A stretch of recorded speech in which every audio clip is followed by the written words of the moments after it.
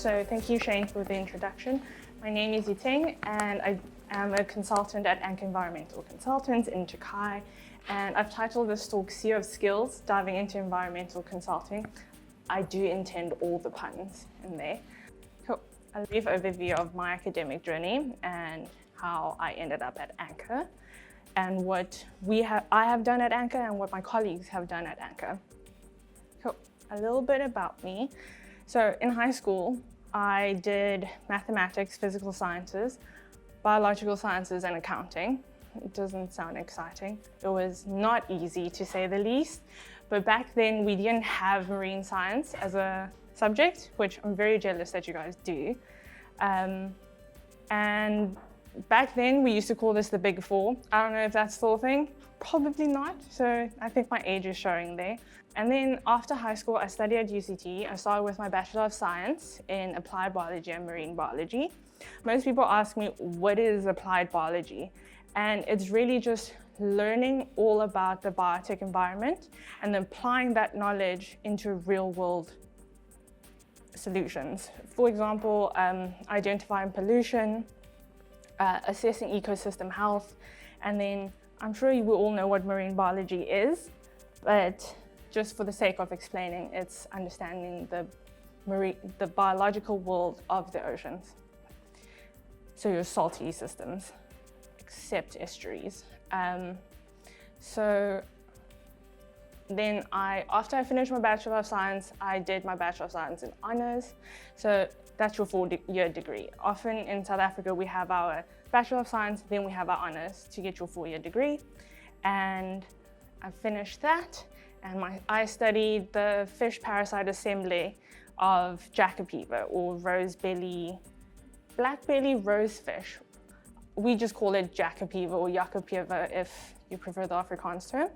I dissected about 60 odd fish in a few months because it's a year program, and I picked out all the parasites in the gills. So these are your gills, and then those are its pectoral fins.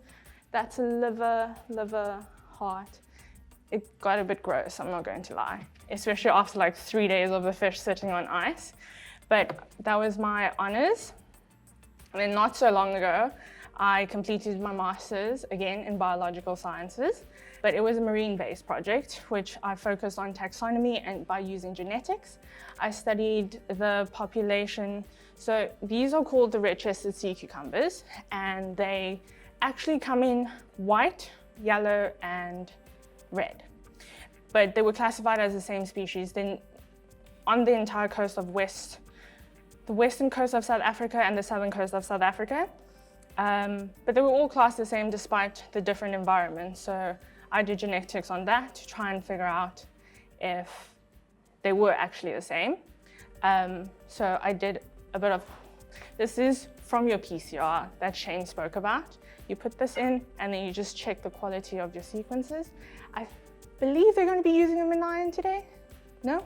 No. Oh, okay. Well, they'll probably look like that. Bit gross because of the tissue and the color of my animals. But yeah, I did about 140 sea cucumbers. I did feel really bad cutting up sea cucumbers, but they're like little squishy things. So I always had to talk myself out of feeling guilty.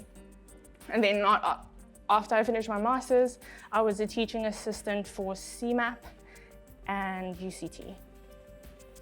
So Anchor Environmental is a group of companies that offer a wide range of services, and we collaborate with many different other companies and organizations, including the City of Cape Town, Sandparks or South African National Parks, Sea Harvest, the Department of Science and Technology, WWF, and other companies like Deb Marine Namibia. So at Anchor, our work covers 3 thematic areas. Specifically marine, estuarine, and freshwater and terrestrial realms. These themes are ecological research, monitoring, assessment, fisheries and aquaculture, and conservation and sustainable development.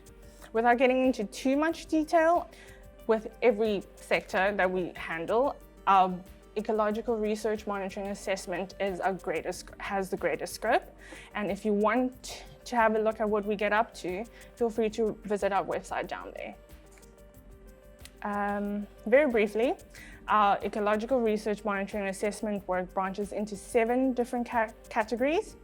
These are ecosystem delineation, monitoring and health assessment, environmental flow assessment and water resources classification, biodiversity assessments, conservation and management plans, environmental and social impact and strategic environmental assessments, meteorology and oceanography, invasive alien and problem species studies, water quality, waste management, and toxicology studies. I know this is like a vomit of words to a lot of you, but feel free to visit our website. And they all have little prompts and they just explain things more than just a title.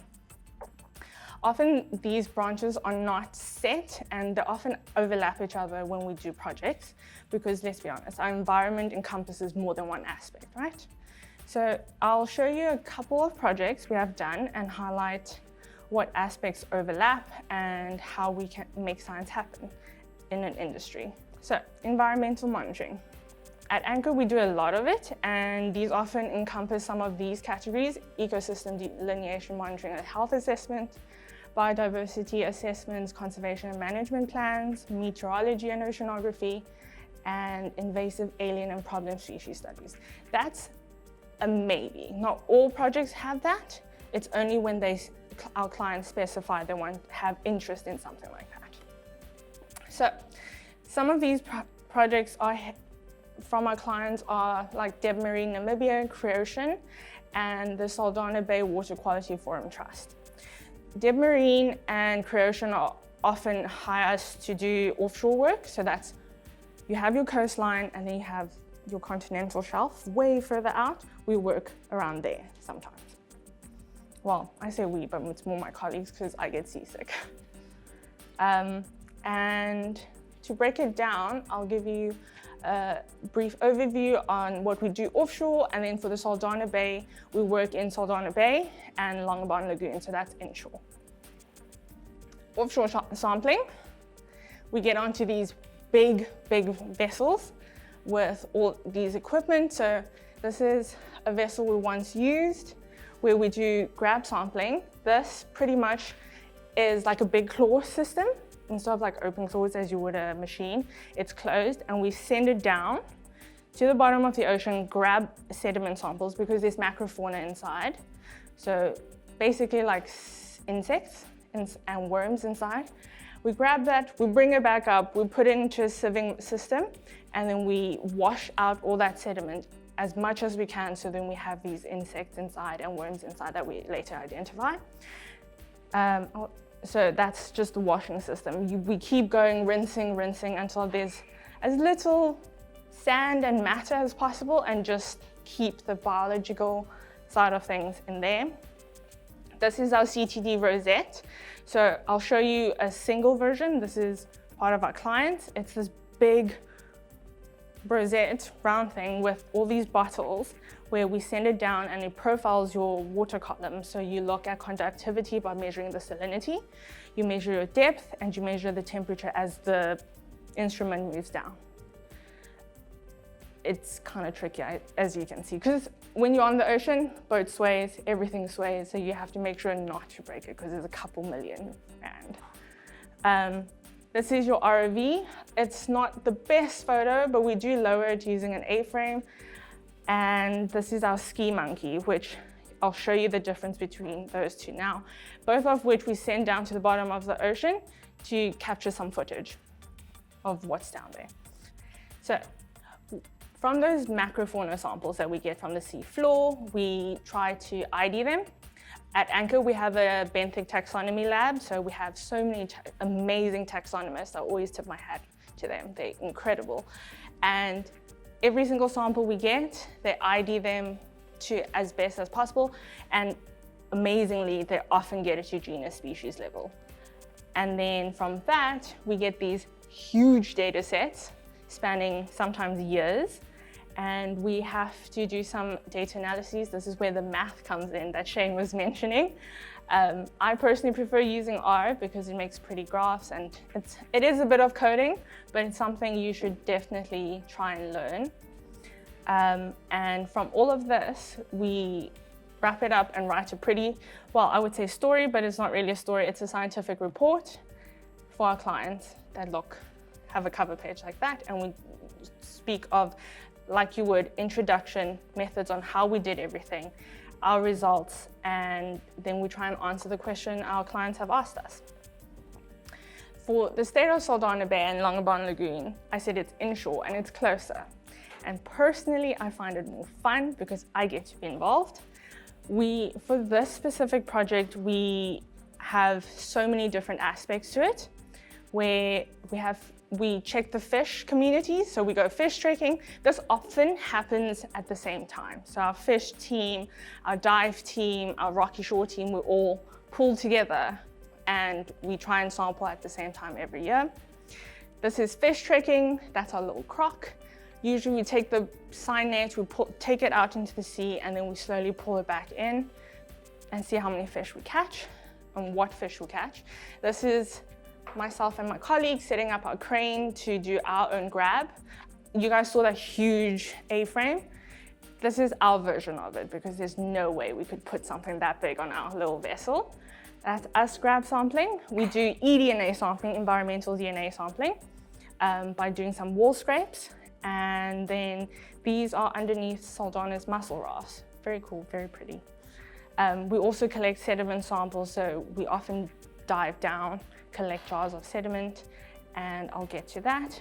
This is our rocky shore sampling, where we take these big quadrats, we try to throw it on the coast, on the rocky shores, and then in all the different zones, and then we ID them there to as close to species level as possible. So it takes a lot of expertise to get that done. That again is our fish trekking. So after a long day of playing in the water and on the water, we have to do in-field sampling, because if we don't, things rot or we lose data. And this is IDing fish, counting fish. Don't worry, we don't kill them. We do just put them to sleep and then we throw it back into the water. We often do this as we pull them out. And then we measure them. This is when we measure redox, so the lack of oxygen in the sediment. I'm so sorry, because I know this is a genetics place, but this is us processing water samples for eDNA in non-sterile environments, as you can tell. At least we put a plastic cover on the table to not ruin anything. So at least we have that. Measuring more fish and more eDNA. We did use Ziploc bags because we couldn't find containers, but sterile-ish. And again, we analyze our data and we write our reports. Massive data sets ranging from fish, and in this project we do look at alien species, which we also do try our best to ID them as close to species level as possible and understand where they actually occur. Huge macrofauna data sets that we analyze using various programs depending on who's doing which chapter and which section. We use R, we use Primer, we even use Excel when needed to create these reports. This is an annual survey for us, so it spans a long, long time. Other fun work I've been involved with and my colleagues have done at Anchor. So this is called a Niskin bottle. It's pretty much, you send it down with both sides open and you drop it down and you pull it until when there's pressure and tension, you pull it and it collects your water for you instead of having to send one of the divers down to collect water samples. This was by chance and by luck. I got to go on a helicopter to look at the marine resource, how Cape Town and our tourists use our oceans pretty much. That was very, very cool. And marine science, I do want to say, is not just about biology. It's not about taxonomy. It's not just oceanography. So this is my colleague Emily, Kevin, and Rushdie. Emily and Kevin made an ADCP frame. So they engineered that just off their hat. And this was when they were testing whether or not it works. So that's what we also do at Anchor. We create random instruments to fit some holes, and we make things happen. Other things that have been done, my colleagues have done coral rehabilitation in Northern Africa. This is instrumentation. So this weird looking thing covered in red paint and bivalves is a acoustic Doppler where we drop it to the ocean, we moor it down so it stays on the seafloor, and it beeps so that we can monitor the wave and current as for however long the client wants us to be there. This is when we took it up. It was really heavy. Remember the big CTD rosette I showed you? This is our version. It's small, it's one, and it's called a seabird. So we will drop it off a boat just to profile pots wherever we need to sample as well. The grab sampling doesn't need a crane. We sometimes just throw it off the side of the boat, and then we need to haul.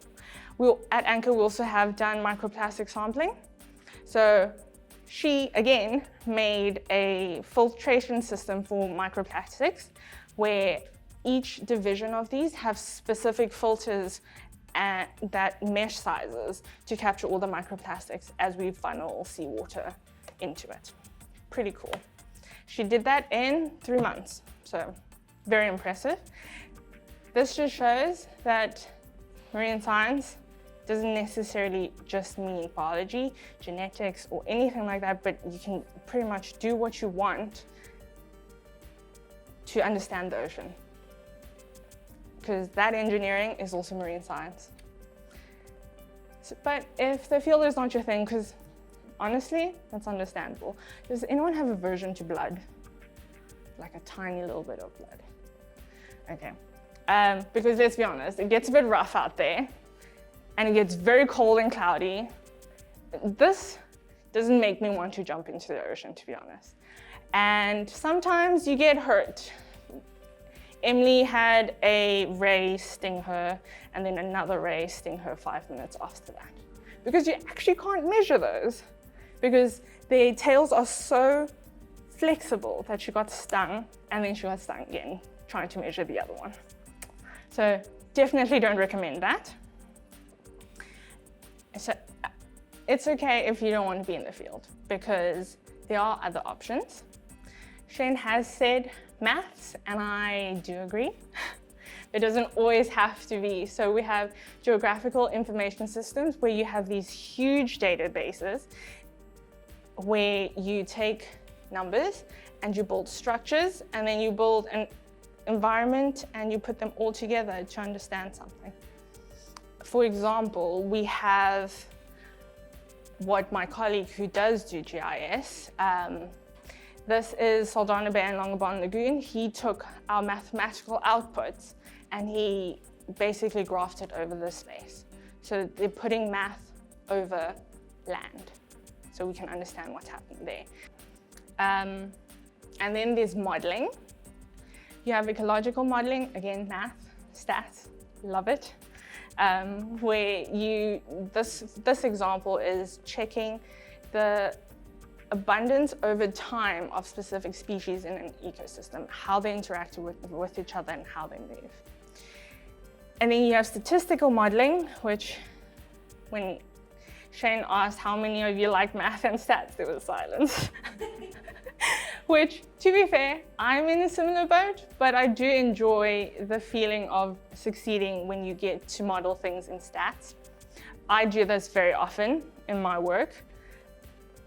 And recently, I started learning about hydrodynamic modeling, which is, I wouldn't say mathematics-based, but more understanding oceanography and coding. With all of that, we write lots and lots of things to answer questions our clients ask us. With all these reports, we have either described environments or worked on ways to mitigate or help with pollution. So a report, for example, this is our coral rehabilitation report. These are our benthic sampling, the offshore reports that I've done. This is assessing marine impact. So if there's something close by to the coast, we sometimes get asked by clients to check how much of an impact and how does what they do impact the environment that they say discharge into. So if they like wastewater or whatever. So the take-home messages from this is science is multidisciplinary and fields overlap more often than not. Marine science is just an umbrella term, as it encompasses the ocean and atmosphere and is not limited to biology. I know we often see online where this is what people think when they think marine science. You get the ocean, you get the corals, it's all really pretty. I mean, I had a lovely conversation earlier about Ocean Randomzy, and that's pretty what she shows, right? But really, it also incorporates that.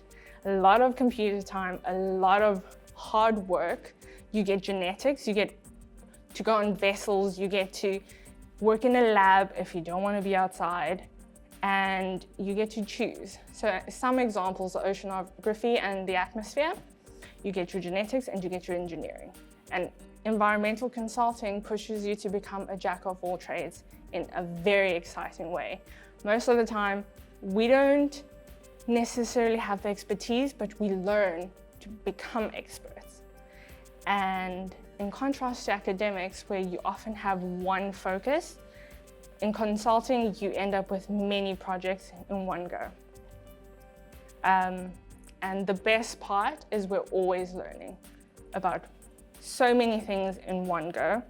Consulting isn't your only industry that you can go into when you have a science degree. You can also work for the department, other NGOs, NPOs. It's not just academics and consulting. There's so much more out there. So yeah, thank you so much. Anchor does offer job shadows because we have been hosting quite a few job shadows at the moment from high schools, and we also offer internships if you guys are keen. I do have business cards there at my desk.